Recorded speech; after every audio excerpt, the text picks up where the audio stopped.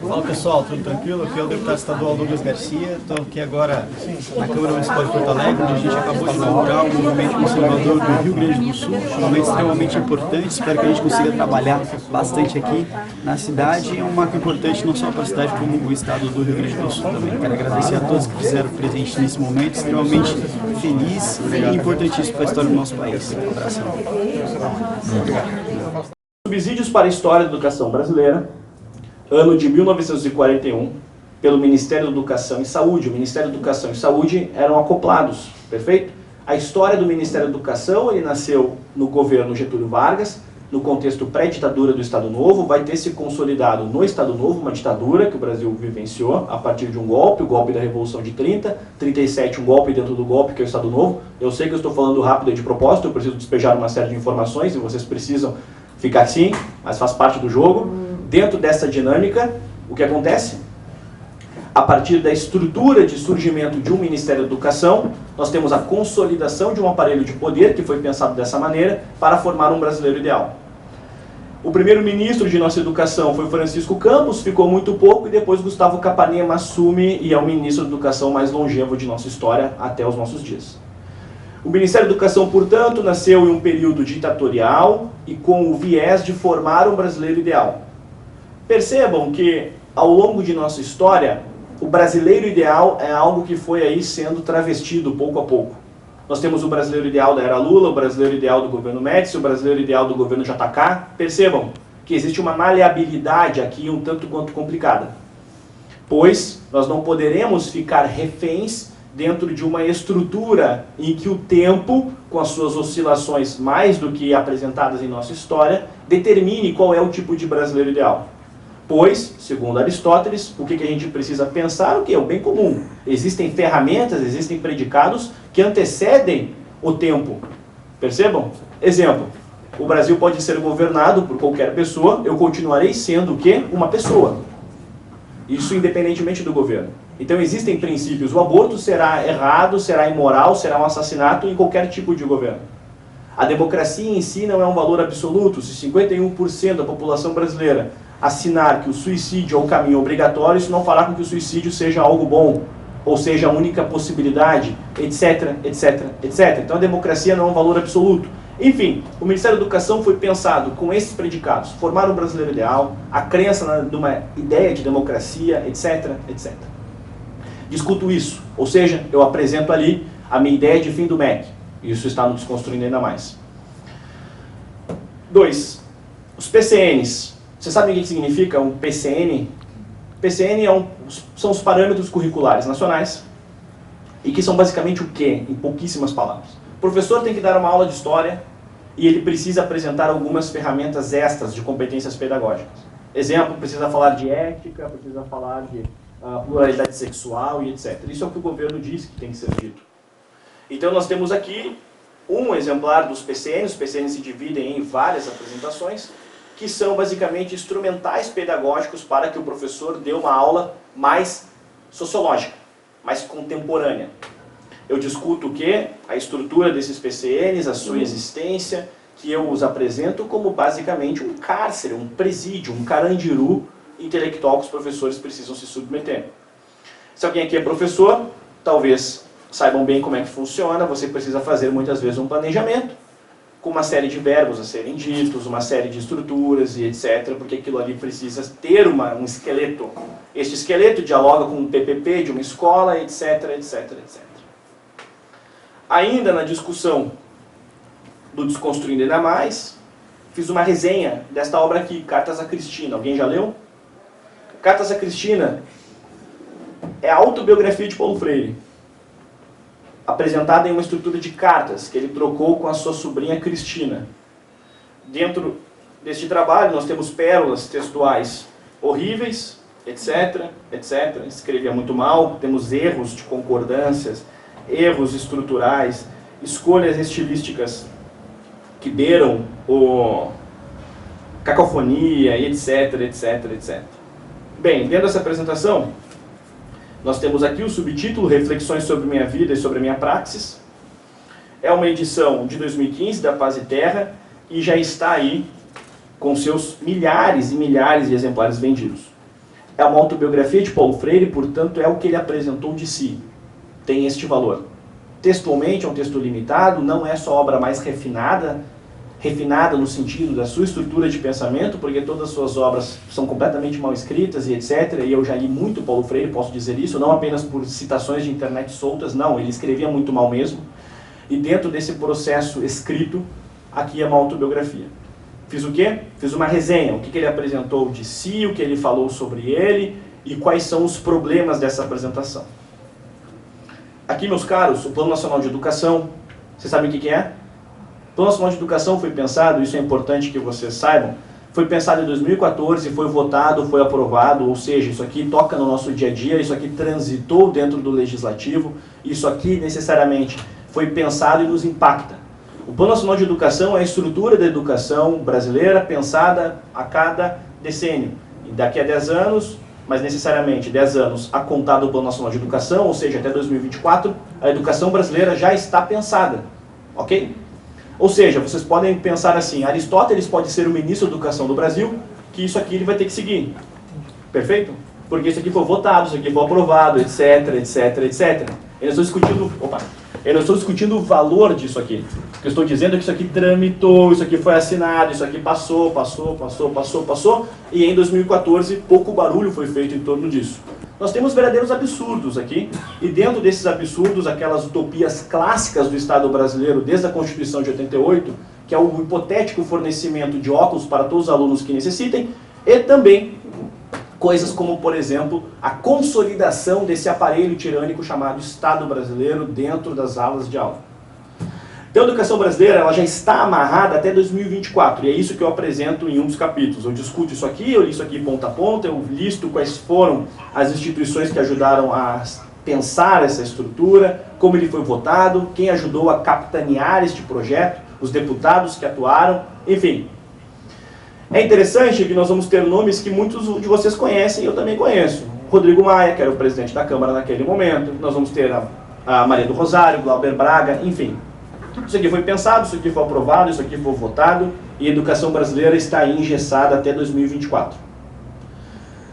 Ainda, o Plano Nacional de Educação é algo que na história brasileira vem desde a década de 60 com uma consolidação e que vai ter sido acentuado aí no governo Fernando Henrique Cardoso. Nós temos o quê? Um aparelho de Estado que funciona para pensar a educação ao longo de 10 anos. O Brasil é um país com demandas claras. Nós convivemos com pobreza, com mendigos, com índices mais precários em vários aspectos, demandas culturais, intelectuais, enfim, o Brasil é um país doente, sociologicamente falando. Existem duas alternativas aqui. Eu posso pegar essa pobreza e instrumentalizá-la, que é basicamente isso que Paulo Freire fez, pegou dramas reais, pobreza, fome, seca, e vai fazer o quê? Vai dar uma interpretação marxiana sobre esses fatos. Certo? Mas eu posso pegar estes dados que existem de fato e mostrar que, historicamente, isso foi resultado disso, a solução para isso talvez seja esta, enfim, uma outra discussão, uma discussão mais arejada. É muito difícil você discutir, por exemplo, certas utopias educacionais, quando, dependendo do caso, o sujeito ainda convive em um país como o nosso, que não tem saneamento básico pleno. Ou mais do que isso, pensemos, se você for tomar uma vacina, dependendo do caso, você recebe um carimbo, o carimbo diz que está em um endereço e na verdade o lugar já se mudou. Percebam? Isso é a ineficiência do próprio Estado, você não tem uma água potável na sua própria torneira, e por aí vai. Dentro desses aspectos cotidianos, o Plano Nacional de Educação é mais um resultado, e Paulo Freire é um resultado disso também, de uma utopia narrativa que toca em demandas reais e instrumentaliza isso. É fácil ainda, dentro da pedagogia de Paulo Freire, alienar-se como se basicamente ele falasse só sobre irrealidades. Ele não falou só sobre irrealidades. Ele falou sobre dramas que de fato ainda existem. Fome, se alguém aqui já estudou escola pública sabe bem ou mal como funciona, algumas não têm sequer sanitário. Perfeito? Eu basicamente sou aluno estudei na mesma escola a minha vida toda, uma escola pública de Porto Alegre. E dentro desse contexto, lembro-me bem das mais diferentes concepções, problemas, temporalidades que aquela escola passou. Quando eu estava na 6ª série, em 2002, houve uma chuva torrencial aqui na cidade, o telhado despencou e, de repente, as aulas foram canceladas e, basicamente, remanejaram os alunos do 6º ano para o mesmo lugar, pois tiveram que adaptar. E dentro dessa adaptação, de repente, eu tinha 100 colegas. Por quê? Despencou o telhado. Aí destruíram a biblioteca, etc, etc, etc. São problemas assim que tocam na hora do dia a dia. Bem, o que é interessante então é que o Plano Nacional de Educação é uma estrutura extensionada, uma estrutura expandida do Ministério da Educação.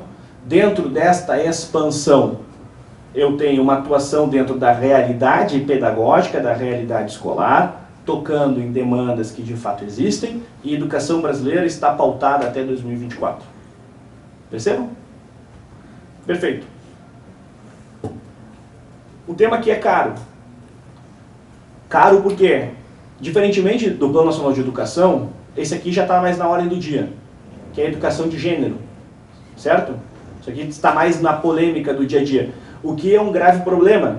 Pois vejam só, não adianta nada eu combater a educação de gênero se eu tenho um aparelho do Estado que vai ficar, como por exemplo, um PCN, indiretamente fomentando o troço.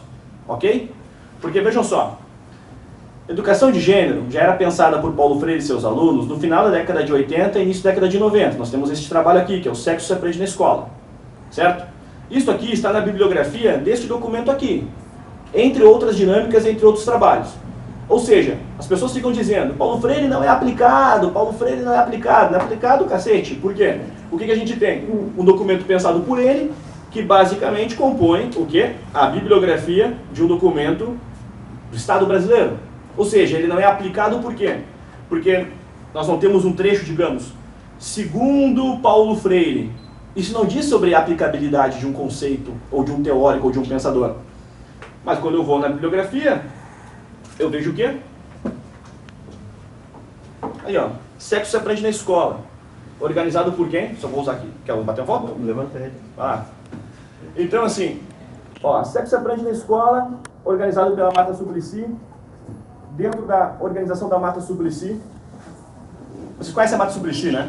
Conhecemos. O pior que ela fez para a humanidade não foi o sexo se aprende na escola, foi o supla. Certo? Pois bem, dentro deste conceito, meus caros, quem lembra do supla na Casa dos Artistas, né? Somos velhos, né? Alexandre Frota estava na casa da Alexandre Frota, é verdade. Quando ele vem, sei lá, né? Quando ele comeu supla. Dentro desse contexto, meus caros, vamos lá. Sexo se aprende na escola. O que é isso aqui? O que é isso aqui? Vamos lá. Existe uma hipocrisia social no Brasil, apontada desde o padre Manuel Nóbrega. Que é o quê? No dia a dia, as pessoas estão se lixando se basicamente estão bem. Exemplo. Se em 2016 o palhaço Bozo tivesse subido em um caminhão e tivesse convocado manifestações, nós teríamos uma adesão popular muito grande. Por quê? Porque o bolso foi atacado. Percebam? Anos de corrupção moral, da base petista, etc. E as pessoas endossavam aquilo ali. Pessoas falavam em 2008, 2009, olha, uma hora vai estourar. Uma hora vai estourar. Não, mas eu estou conseguindo aqui, meu cartão está ampliado, eu nunca consegui acessar tantos bens, etc. Não, que isso, inimigo do Brasil, teoria da conspiração, enfim. O brasileiro, então, desde o século XVI, tem uma característica que é uma característica de se movimentar de maneira atrasada. Percebam? E eu vou dar um exemplo. Durante toda a década de 90, nós vamos ter aqueles fenômenos da cultura brasileira como Banheiro do Gugu, Tiazinha, Programa H, enfim, toda uma linha, Xuxa, Angélica, enfim, e se vocês catarem no YouTube, vocês vão encontrar vários casos de quê? De uma sexualização da infância. Nós vamos encontrar isso. Concursos mirins de crianças, sobre Carla Pérez, etc. Todo aquele contexto. Perfeito? Isso na década de 90. Até existiu a situação do MAN, nós tivemos uma antessala de 20 anos de exposição da infância. Ok? Só que de uma maneira pacífica. Porque basicamente é a técnica da jiboia. Você está sendo enrolado ali, não está vendo, tá tranquilo, meu filho não vai ser viado, tá tranquila, minha filha não vai ser isso aqui. A cabecinha do brasileiro médio. É isso que pensam na maior parte das vezes. E aí, quando isso estoura, vem lá o famoso kit gay. Ok? O kit gay é o quê? É a extensão, é a materialização de anos de um processo de decadência moral, intelectual, enfim, e que muitas vezes esses programas ilustram. O Sexo se Aprende na Escola é um texto da década de 90, do início da década de 90. E nós temos aqui o quê? Paulo Freire, secretário de Educação de São Paulo, Luiz Erundina vence a prefeitura, Paulo Freire é o secretário, fica por 2 anos, basicamente, e ele é sucedido pelo Mário Sérgio Cortella, certo? Talvez vocês conheçam. Mário Sérgio Cortella é um aluno dileto de Paulo Freire, e a Marta Suplicy também. Marta Suplicy, anos depois, o quê? Prefeita de São Paulo. Ela, prefeita de São Paulo, organizou este trabalho. Percebam, é uma amálgama aqui, né? E dentro deste trabalho, nós temos a sugestão de dinâmicas como a massinha. Você sabe o que é a massinha? Eu adoro falar dela. Por quê? Porque ela testa uma barbárie.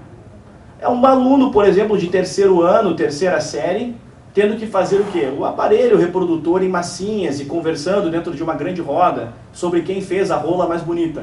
Certo? Dentro deste contexto, meus caros, o que a gente tem? A gente tem uma estrutura pedagógica já na década de 90 e que o kit gay é brincadeira de criança. Botar o dedinho assim é pouco perto de um aluno ter que fazer uma massinha. Ok? Não precisa entrar em detalhes. Então assim, isso já na década de 90. Então nós vamos ter tido 20 anos de uma gestação até estourar. Dentro desse estouro, dentro das ordens da imprevisibilidade do Brasil, o Brasil é sempre aquele país que tem tudo para quebrar e nunca quebra. Imaginem vocês, o Brasil ainda tem condições depois de um governo Dilma Rousseff. Só um milagre para fazer isso. Por isso que eu sou da tese... É assim, ó, Dilma, o cachorro, né, que administrava por ela, o cachorro que atrasa, vocês lembram da história, né? Enfim, dentro desse contexto, eu sou da tese, como o suor de Anchieta irrigou o solo brasileiro, isso aí faz com que o Brasil nunca quebre. O Brasil é inquebrável porque tem o suor de um chão, de um santo dentro desse chão. Dentro deste contexto, vamos mais. Sexo se Aprende na Escola, pensado na década de 90, final da década de 80, dinâmicas sexuais, pró-aborto, pró-tudo. Isso está aqui nos PCNs que tocam o nosso contemporâneo e que fundamentam o Plano Nacional de Educação até 2024. Percebam, há uma reação aqui, ó, há uma continuidade. Então isso aqui estoura lá no Legislativo, votam, até 2024, educação pensada. Isso aqui toca no dia a dia do professor. Isso aqui está estruturado, isso aqui, ó, Governo Federal, Ministério da Educação e etc. Sexo se Aprende na Escola, pensado lá. Então, para existir a contemporânea, que não é contemporânea, ideia da educação de gênero, o que nós vamos ter? A instrumentalização também de verdades. É evidente que no Brasil há racismo, há homofobia, isso é evidente. Por quê? Porque o ser humano, para fazer coisas, digamos, para a ordem do mal, do caos, do pecado, etc., o ser humano é muito criativo. Certo? Há um homem, por exemplo, que jogou a filha pela janela e até saiu para comemorar o Dia dos Pais. O ser humano é muito criativo na hora de fazer algumas bobagens, percebam? Dependendo do contexto, isso aqui vocês podem presenciar aqui na Câmara. O que a gente tem? A gente tem placas no banheiro que ensinam as pessoas a mijar e cagar. Ou seja, as pessoas não sabem sequer o básico. Assim é o ser humano, percebam? As pessoas não sabem o básico, não se comportam de uma maneira primária. E o que a gente tem? Uma tutela incessante, essa tutela incessante para sanar o mal que é da pessoa. Exemplo, pensemos, se eu quiser ir ao banheiro e eu querer mijar no chão, aquela placa vai ter feito, eu vou ler aquela placa, se eu já estou inclinado para o mal, eu vou ler aquela placa e pensar, nossa, colocar isso na parede, agora eu vou fazer xixi no lugar certo. Não, quem quer barbarizar, barbariza.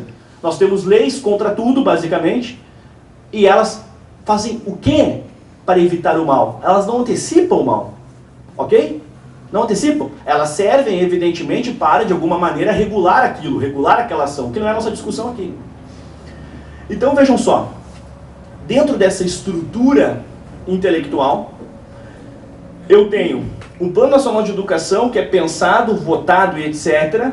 Ou seja, ele passou por todo o trâmite legal até 2024. O PCN está aqui e toca no dia a dia do professor. A educação de gênero com toda a sua base pensada. Já no início de década de 90, final de década de 80, pelo nosso patrono. Estes documentos aqui pregam de maneira direta e indireta, inclusive a cultura do aborto. Vejam como o Estado brasileiro atropela o cidadão. O Brasil é um país em que o aborto, ele é, de fato, algo que a sociedade não quer. Ponto. É um termo pacífico. O sujeito pode ser umbandista, evangélico, católico, nada. Enfim, a maior parte dos brasileiros, independentemente de seu credo, de seu contexto sociológico, etc., não quer o aborto. Ponto. Todavia, o Estado brasileiro acha um jeito de colocar ali. Ok? Está ali. Nós temos índices, infelizmente não tenho tempo suficiente para parar aqui e ficar lendo, mas tem aulas minhas na internet sobre isso aqui. Eu escrevi um livro justamente para poder dinamizar a conversa. Está aqui. Nós temos... Vejam. Exemplo, pegar só uma coisa aqui. Só um trecho. O fato de a família ter valores conservadores, liberais ou progressistas, professar alguma crença religiosa ou não, e a forma como faz, determina em grande parte a educação das crianças. O que isso quer dizer? Quer dizer que a escola vai receber essas diferentes linhas pedagógicas, intelectuais, sociais, e a escola é uma espécie de poder moderador da educação, e ela deve fazer o quê? Apresentar uma visão que ultrapasse esses limites dos pais. Paulo Freire disse a mesma coisa, nós vamos encontrar aqui no Pedagogia do Oprimido, que está citado aqui, eu não trouxe ele aqui, está no Desconstruindo Paulo Freire. O quê? Que o pai e a mãe são uma espécie de assessora do filho, da filha.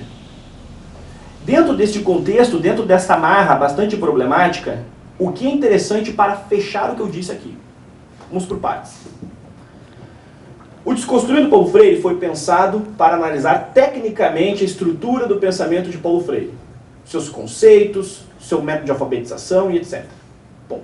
O Desconstruindo ainda mais é uma obra sociológica, toca na ordem do dia. Paulo Freire é a relação de ideologia de gênero. Existe ou é só o pensamento de Butler que toca dentro do contexto? É só a Maria do Rosário que pensou sobre ideologia de gênero, por exemplo? Não, nós precisamos de um contexto aqui. Então apresento Paulo Freire dentro desse debate. Ponto 2.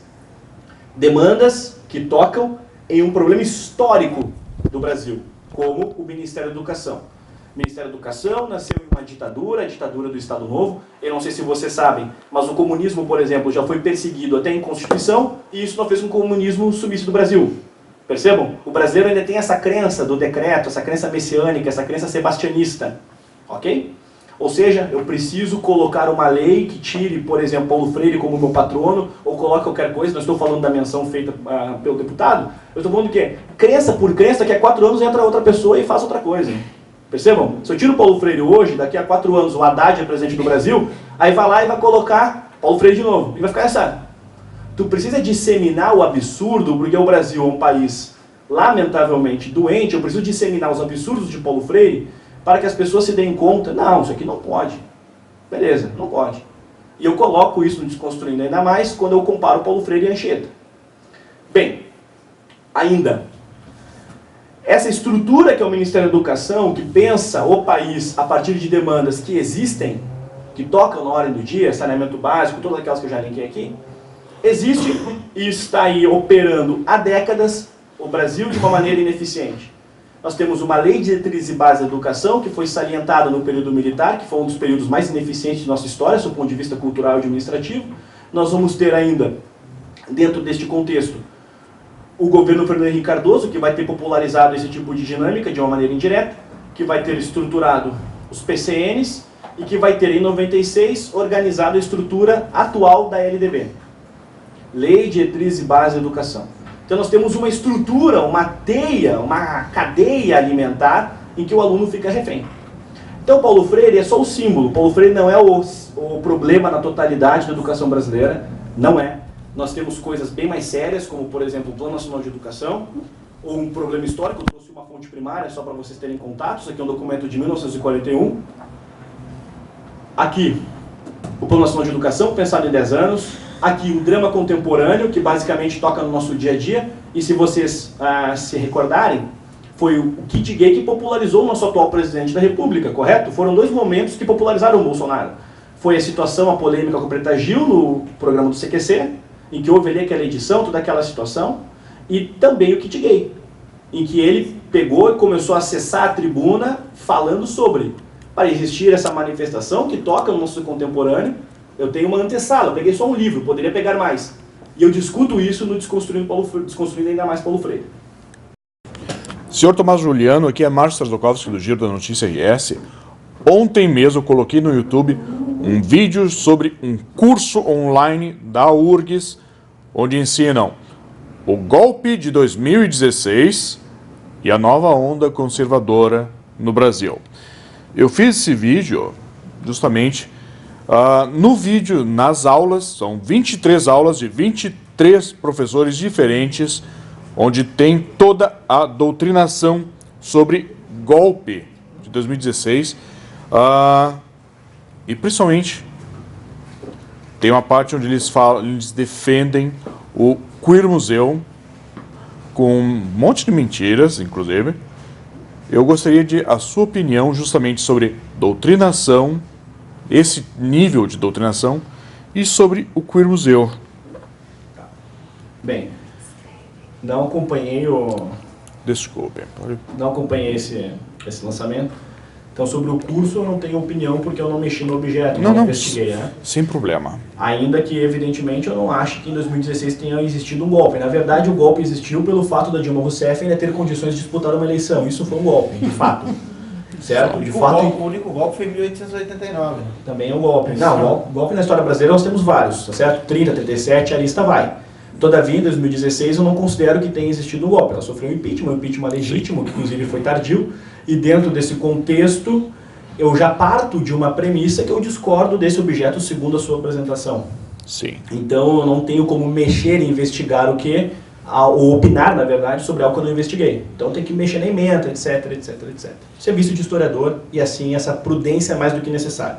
Bem, quanto à questão do Queer Museu, é um absurdo, sempre considerei um absurdo. Todavia, como eu disse, inclusive aqui em meio às minhas falas, não é um fato que surge do meio do nada. Percebam? Toda uma antessala, uma adocicação da malemolência brasileira, ou aquilo que o nosso grande poeta Manuel Bandeira sintetizou no poema Casa Grande Senzala, que é o genipapo na bunda. Então existe uma adocicação no espírito brasileiro até que culmina dentro de um absurdo. Você vai tendo, exemplo, vou dar um exemplo bem anedótico. Você tem sua filha, agora eu sou pai de uma menina. Vejam, uma fraquejada, né? Então assim, dentro desse contexto, perceba, a minha filha, daqui a, espera aí uns 80 anos, ela aparece com um namorado. Aí ela entra com o namorado e o sujeito é malandro, certo? Ele entra ali e eu vou tratando ele, põe o pé no sofá, vou vendo uma coisa ou outra, não é muito chegado no trabalho, e eu vou deixando. Daqui a pouquinho, o que vai virar esse genro? Ok? Daqui a pouco ele mandou calar a boca dentro da minha casa. Estão entendendo? Basicamente a história do Queer Museu é essa. De uma maneira simbólica, cotidiana, peguei um exemplinho banal, poderia pegar qualquer outra coisa. É algo que quando estoura, assusta. Todavia você tem uma história formada, uma cultura, por exemplo, de erotização da infância contínua. São muitos os casos, por exemplo, de crianças com 8, 9, 10 anos que à época folhearam a revista Tiazinha. Tá certo? Que foi durante um bom tempo a revista Tiazinha da Feiticeira, as Playboys mais vendidas da história. Então, não sei se ainda são, etc., mas eu lembro bem desse fato. Ou ainda, isso é só colocar no YouTube, nós temos programas, Angélica, Xuxa, etc., com uma banda inclusive aqui, Cascavaletes, em que está ali, música falando, eu vou comer você, e a criançada lá, ó, dançando, e a banda cantando. Ou, já assistiram o filme Bingo, O Rei das Manhãs? Por incrível que possa parecer, Vladimir Brist é um bom ator, pelo menos ele foi naquele filme. Dentro daquele filme, muito bem feito, o filme brasileiro, muito bem feito, etc., nós temos a cultura do bozo. O Bingo é o palhaço bozo.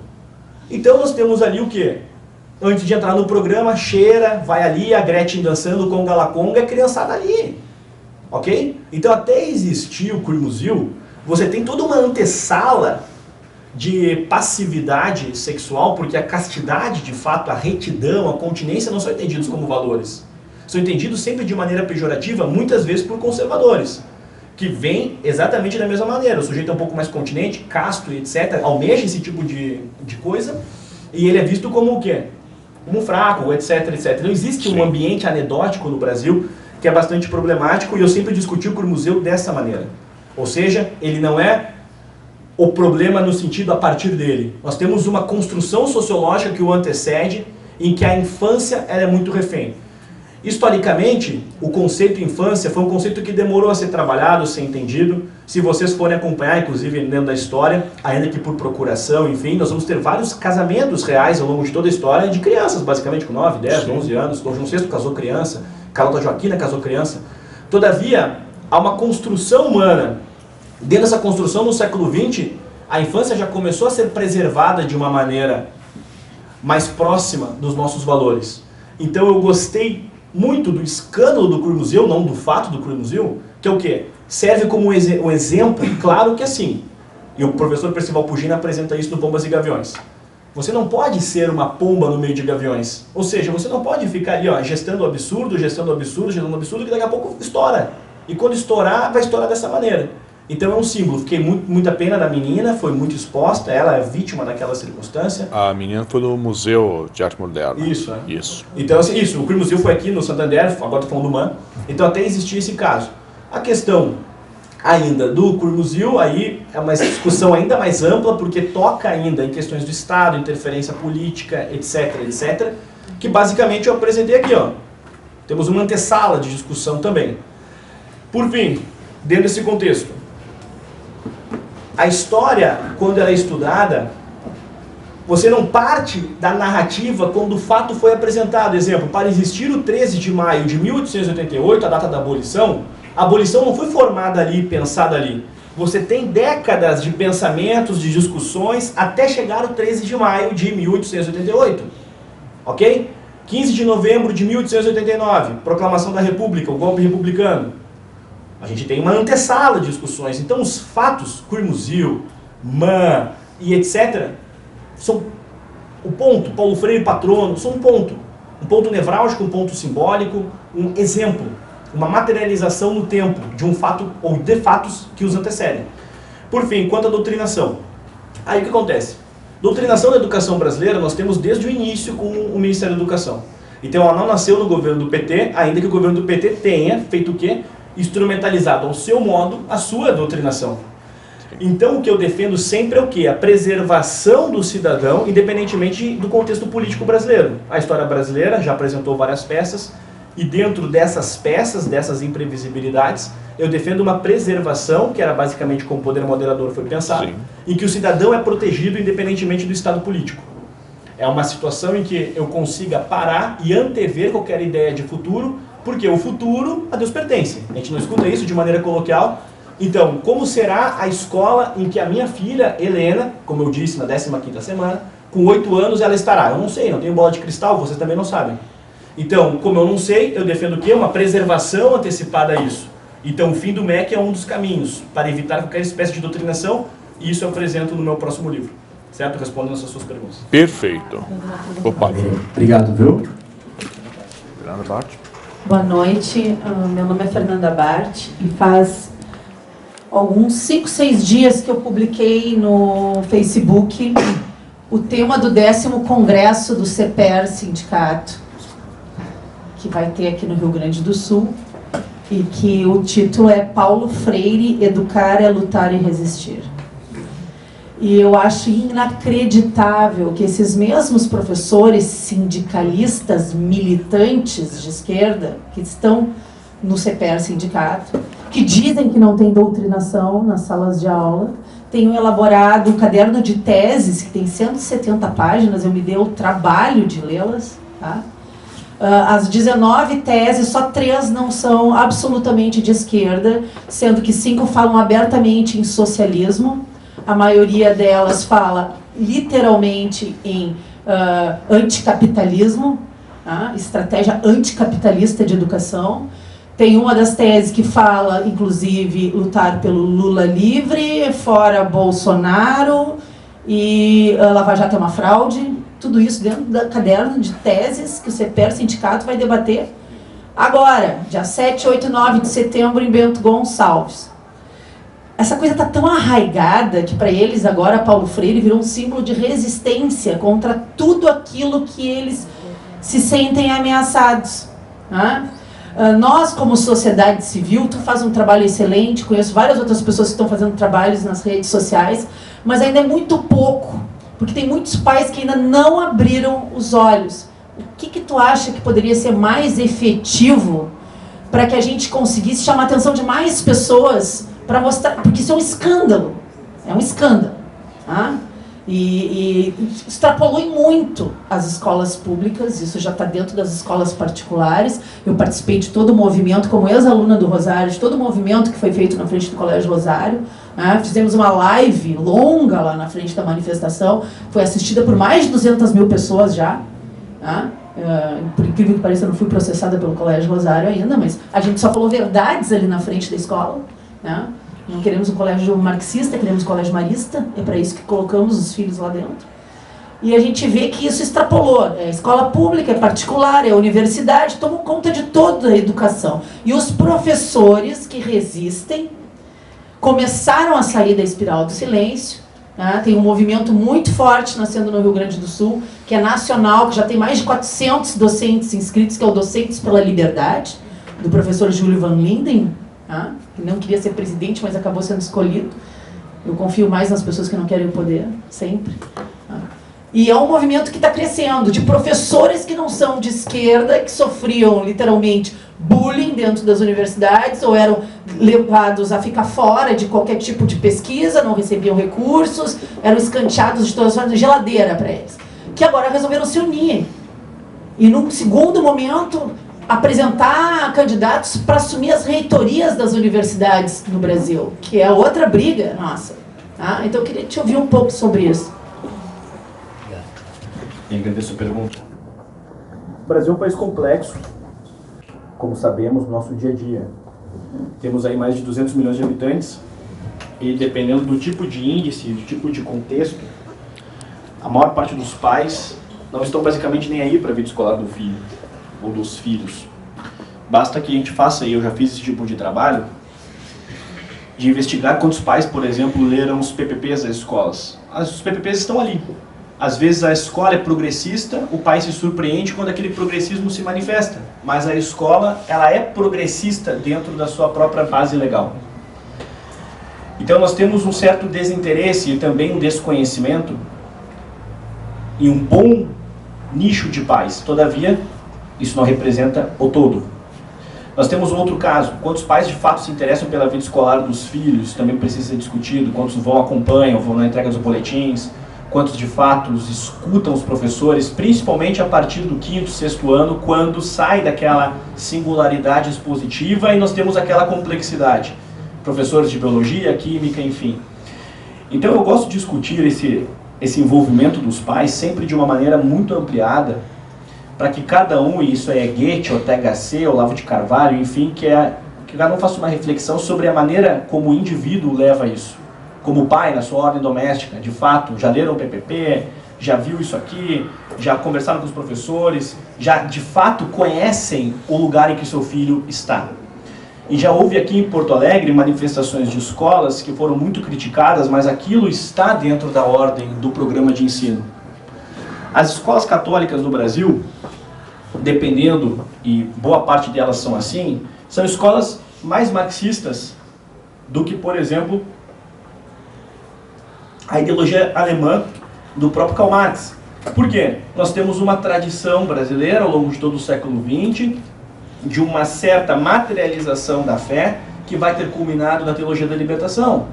Então, dependendo do caso, a própria estrutura do documento da escola, não estou falando da escola do Rosário especificamente, mas assim, independentemente do lugar, da cidade, etc., nós estamos falando de Brasil, já é uma estrutura pensada para ter o fim. E este fim qual é? A materialização do ensino, a coletivização do espaço escolar, conceitos de base freirianos, socioconstrutivistas e, portanto, neossocialistas, neomarxistas e etc.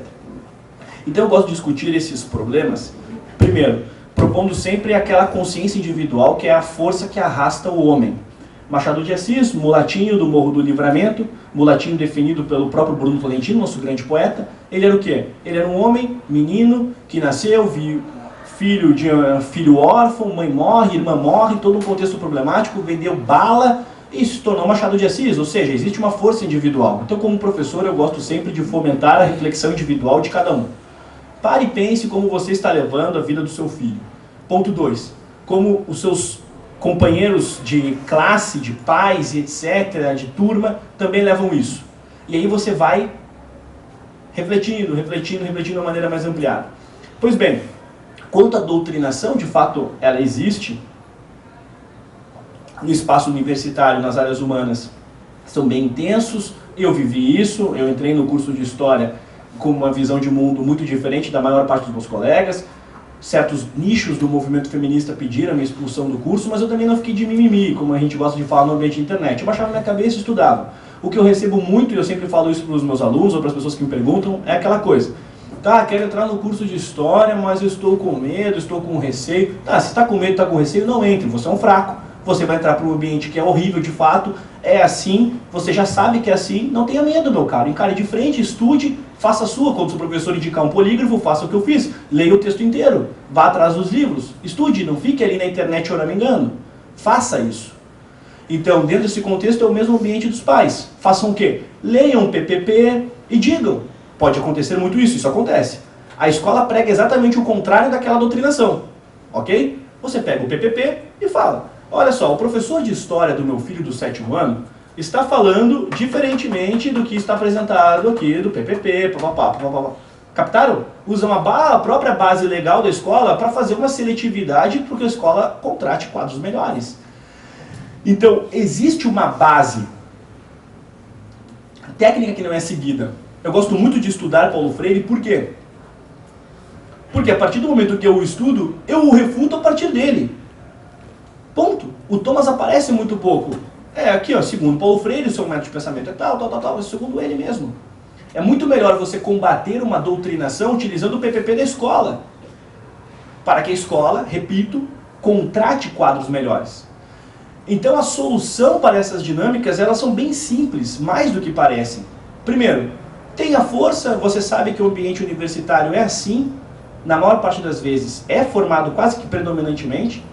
Tenha força. Quer fazer história, por exemplo? É esse o ambiente. Não tem muito meio termo. Você vai entrar ali, experimente, eu quero ir, vou com a camisa do Bolsonaro dentro do curso, tal, tá bom. Aí a gente vai na internet chorar, me xingaram. Sim, você sabe que é passar por isso, e você quis isso. Então, tenha esse tipo de comportamento. Quer enfrentar, em frente e não chore. Então, assim, existe uma geração Nutella que quer combater a opressão já choramingando previamente. E vai lá e, quer estudar, estude. Faça isso. Sabe? Siga. Persevere. Pega o PPP, olha aqui, diretora tal. Isso. Tá aqui, que nem o Chaves, né? Isso. Tá aqui, Isso aqui é o problema. É simples. O caminho é simples. Não há nenhum problema ainda. O CPERS. Eu iria nesse evento com o maior prazer, poderia organizar um grande debate. Certo? Iríamos lá, debateríamos, vamos debater Paulo Freire, então eu iria com o maior prazer. Com o maior prazer. Acontece que... Você fogo no parquinho, né? Ainda lá atrás. Se de fato organizarem um espaço em que eu possa conseguir pelo menos falar, eu iria com o maior prazer. Se a Maria do Rosário me convidar amanhã para dar uma aula para ela, eu dou, sem nenhum problema. Eu sou professor, eu sou inspirado em Anchieta, que dava aula para Tupinambá, vendo perna ser devorada. Minha inspiração de professor é esta. É professor que dá aula onde precisa. Eu não quero dar aula dentro de um ambiente cômodo. Eu quero ser como Johnny Cash, que cantou dentro do presídio, entendem? É isso que eu gosto. Dentro deste contexto, o que a gente precisa é entender que as soluções são mais simples do que parecem. Nem todas precisam de grandes demandas. Faça o seu papel primeiro de pai. Observe a vida do seu filho e se interesse por ela. Ponto 2. Leia o PPP. Tá lá, toda escola tem um PPP. É ler o PPP. Tá. Beleza. Conhecendo o ambiente do seu aluno com a base do PPP, organize a partir desta base o quê? Um critério melhor para que aquela escola contrate professores se o problema for professor. 3. Doutrinação. Existe. Está na ordem das coisas. Na história brasileira já existe há muito tempo. Ponto. A partir do momento que existe há muito tempo, temos duas situações. Uma discussão a longo prazo, fim do MEC, coisas mais robustas. E na ordem do dia é fazer o quê? Já sabe que é assim, vá lá, estude, seja firme, com princípios, estude. Eu sempre digo isso lá no meu Instagram, eu estou sempre respondendo. Professor, como é que eu posso conseguir fugir de uma doutrinação universitária. Estude. Quando o professor indicar um texto, leia 10. Durma pouco. Rui Barbosa escreveu a oração aos moços. Rui Barbosa, tá aqui, é nosso. Faça o quê? Durma pouco, estude muito. Faça isso. É simples. O caminho é simples. Só que exige o quê? Sacrifício, doação. Perfeito? O brasileiro tem que parar de pensar, desde Pombal, que as coisas vão ser solucionadas por um decreto. Não vai existir o decreto anti-doutrinação e a partir daquele momento, por uma lobotomia, todas as pessoas serão morais. Não é assim. Nós nunca tivemos um tempo como o Jardim do Éden na história brasileira. Sempre tivemos pessoas de merda, sempre tivemos um ambiente com pessoas ruins e com pessoas maravilhosas, porque é assim. O ser humano, ele tem Hitler e tem Santa Teresa d'Ávila. Assim é o ser humano. O homem é real, o homem é concreto. E sendo o homem concreto, nós temos problemas na ordem das coisas, alguns há muito tempo, há séculos. E estes problemas na história brasileira merecem uma discussão mais rebuscada. Todavia, na ordem do dia, eu faço aqui uma pequena rima, você tem que fazer o quê? Toque, trabalhe, leia. Leia esse PPP, leia Paulo Freire, leia o Desconstruindo, faça isso. Ponto. Por quê? O que vai acontecer? Para encerrar essa minha resposta. O que vai acontecer? Se você não atua dentro dessas demandas, você não cumpre sequer o seu papel mais restrito, que é de ser pai. Aí você não tem que fazer o quê pelos outros? É que nem aquela máxima de Nelson Rodrigues. É fácil pensar na humanidade, difícil é tratar bem o próximo. Certo? Então, assim, eu vejo muito isso. Muitas vezes os pais são preocupados com escola sem partido, mas em contrapartida nunca tiraram a lição do filho. Então, assim, vamos pensar na ordem das coisas. O conservadorismo, ele nasce na família. A família é a base do conservadorismo. Então, primeiro pense sempre como você é na sua família. Depois da família, como você é no seu espaço coletivo, no caso a escola. Depois do espaço coletivo, vai ampliando. Chegue na política, atue, veja, e aí sai Paulo Freire. Percebam? Então é essa basicamente a minha linha de resposta. Olha só, deixa eu fazer uma pergunta. Hoje, assim, quem mais se interessa por essa questão de tomada da academia, essa guerra passiva, é muito do Gramsci, mas essa questão de tomada dos símbolos, Paulo Freire, para mim, muitas vezes ele parece um pai de santo falando, principalmente falando sobre espírito nacional. Ele tenta inverter essa questão do símbolo, que é muito característico do Gramsci, mas também tem algumas outras noções de valores, a qual o senhor mesmo colocou, apresentando seus documentos, que eu ainda desconheço. Então, quais são as grandes influências que construíram a teoria do Paulo Freire e qual o grande tronco, as raízes da prática da pedagogia dele? Bem, agradeço a pergunta. Essa última pergunta é uma pergunta um tanto quanto extensa. Sobre ela, tenho aulas no YouTube que eu falo sobre o método de Paulo Freire, certo? Com calma. Eu vou explicá-la aqui de maneira bem sintetizada. Vamos lá. Pensemos. Século XIX, Marx morre. Ok?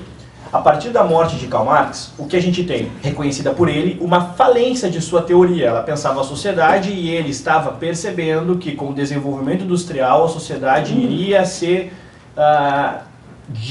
materializar em alguma outra coisa. Ok?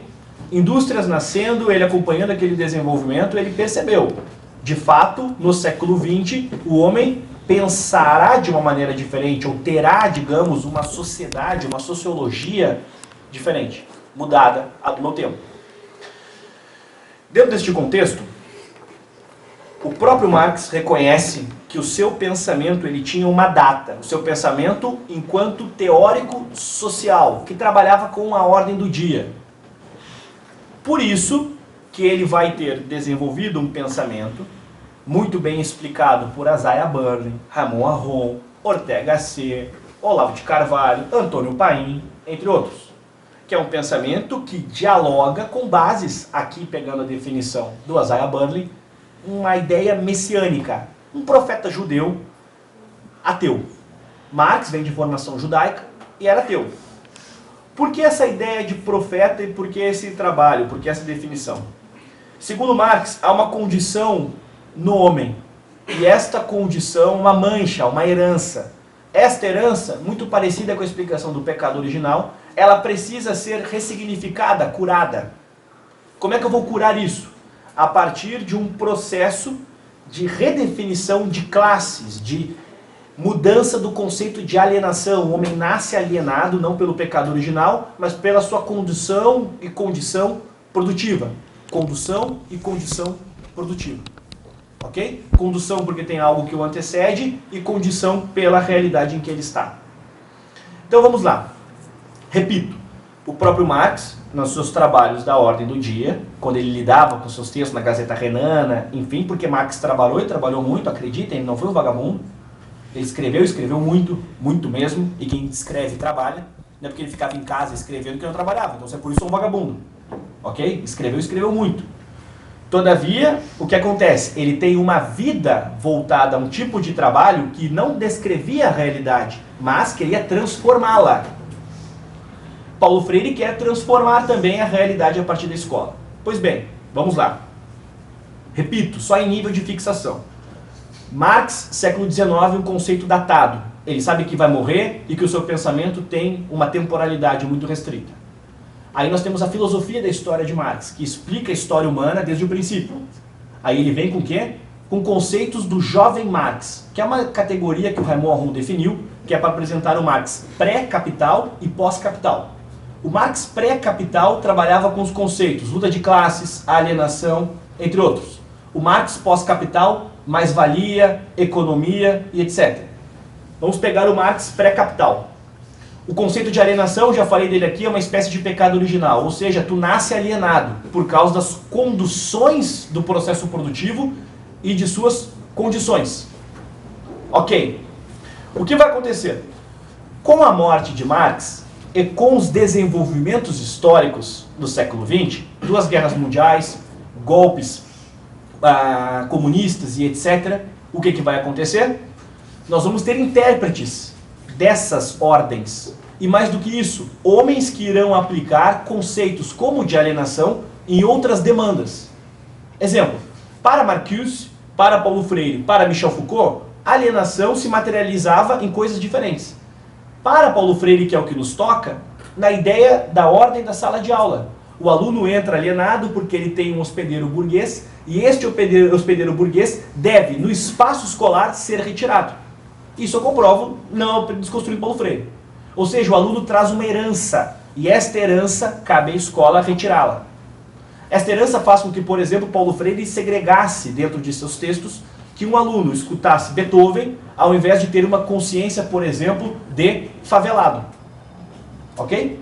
De pobre, de oprimido, dentro desses conceitos, dentro desses termos. Vejam só, então. Nós temos uma linha que... Eu acho que a cor dela aí pode ser uma. Opa. Estou gravando aqui. 3. Estou gravando. Vamos lá. Que aí sim, fica melhor. Aí dá para tentar pegar o máximo aqui. 1, 2, 3.